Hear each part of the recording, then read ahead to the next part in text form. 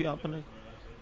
ہاں، معراج جسمانی حضور علیہ السلام کی، اگر معراج روحانی ہوتی تو مجھے بتائیے، آج ہمارے یہاں فجر کی نماز میں ایک آدمی آن کر یہ کہے کہ مولانا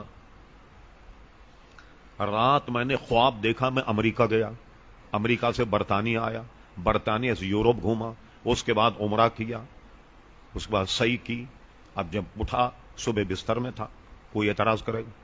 کوئی اعتراض نہیں کرے، بھائی خواب میں تو ہوتا ہی رہتا ہے یہ سارا۔ اگر یہ خواب ہوتا تو کوئی اعتراض کرتا؟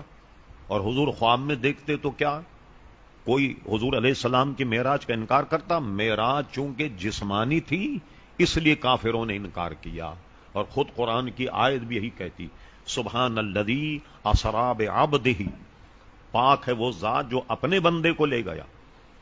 تو بندہ روح اور جسد دونوں کو کہا جاتا ہے، تو حضور علیہ السلام کو یہ شب معراج جو ہے یہ روحانی نہیں بلکہ جسمانی تھی۔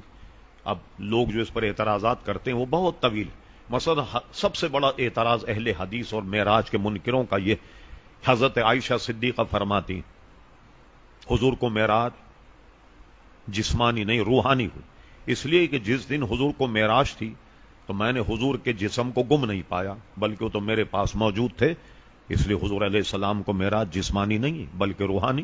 لوگ یہ لے کر کے بیٹھ گئے۔ کسی محقق کا نام تاریخ داں ہونا بھی بہت ضروری۔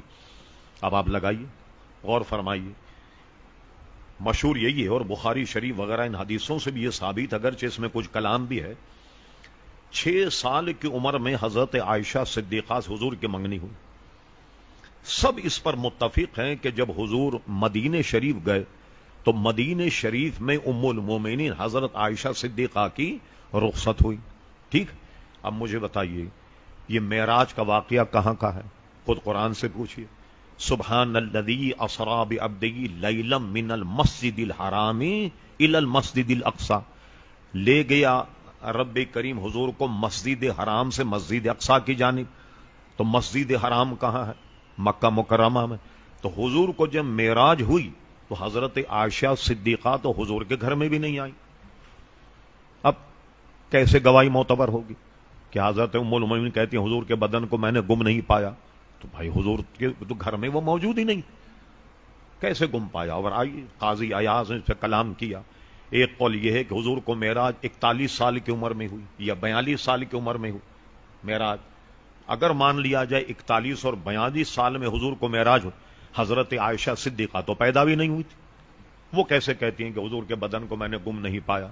تو گواہ تو تگڑا لاؤں جس سے پتہ لگے، اس لیے اس پر جرا اور تعدیل سے بحث کی جائے۔ یہ حدیث تو قابل قبول ہی نہیں کہ حضرت ام المومنین کہتے ہیں میں نے حضور کے بدن کو گم نہیں پایا۔ اب چونکہ حضرت ام المومنین ہماری بھی ماں ہے، اس اعتراض کو رفع کرنا یہ ہمارا کام ہے۔ اب سنیے، وہ بالکل سچ کہتی ہیں۔ وہ کیوں سچ کہتی ہیں؟ شیخ محقق شاہ عبدالحق محدث دہلوی رحمۃ اللہ علیہ، بر صغیر عظیم محدث، جن کا وصال 1052 ہجری میں ہوا، شیخ محقق کہتے ہیں کہ حضور کو 34 معراجیں ہوئیں، ایک معراج جسمانی تھی اور 33 معراجیں روحانی تھیں۔ تو حضرت عائشہ صدیقہ کسی روحانی معراج کا ذکر کر رہی، اور اس اعتراض کو تم جسمانی معراج پر لے کر آ رہے، یہاں تو ان کی گواہی معتبر نہیں۔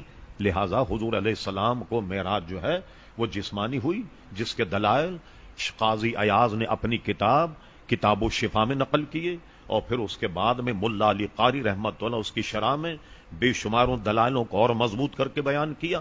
پھر اس کے بعد اس کی شرح علامہ شہاب الدین خفاجی نے اس کو بھی بہت شاندار طریقے سے بیان کیا، اور اہل سنت کے مذہب کے مطابق پوری اس کی تفصیل شاہ عبدالحق محدث دہلوی رحمۃ اللہ علیہ کی مدارج النبوت میں موجود ہے۔ چلیے ہم نے اس کو مختصر نمٹایا تاکہ اور لوگ سوالات کر لیں۔ جی فرمائیے۔